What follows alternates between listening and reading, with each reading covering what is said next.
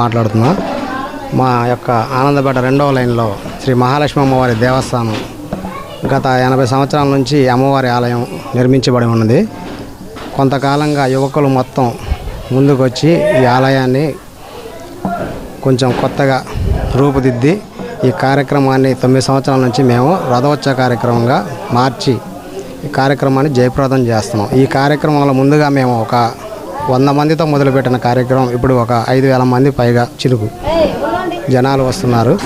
అలాగే ఇక్కడ మన అమ్మవారి యొక్క మహిమలు తెలుసుకొని చాలా వరకు విరాళాలు ఇచ్చే దాతలు కూడా ముందుకు వచ్చి మా కార్యక్రమాన్ని విజయవంతం చేస్తా అన్నదాన కార్యక్రమం చేస్తూ ఒక 3,000 మందికి ఈ రోజున ఉదయం నుంచి సాయంత్రం వరకు నిత్యాన్నదాన కార్యక్రమంగా చేసుకుంటూ సాయంత్రం 5:30 రథోత్సవం బయలుదేరుతూ ఘన విజయంగా చేస్తూ ఉంటాం. దీనికి కొంతమంది విఐపీలని, రాజకీయ నాయకుల్ని, పెద్దవాళ్ళని పిలవటం జరుగుతూ ఉంటుంది.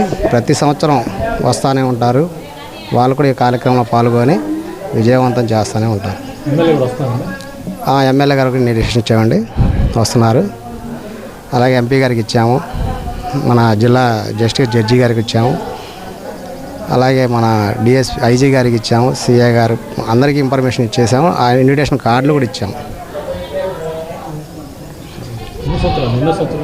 ఇది 9వ సంవత్సరం అండి. మేము వచ్చిన కాడ నుంచి పాల్గొని మేము యువకులు 9 సంవత్సరాల నుంచి చేస్తున్నాం.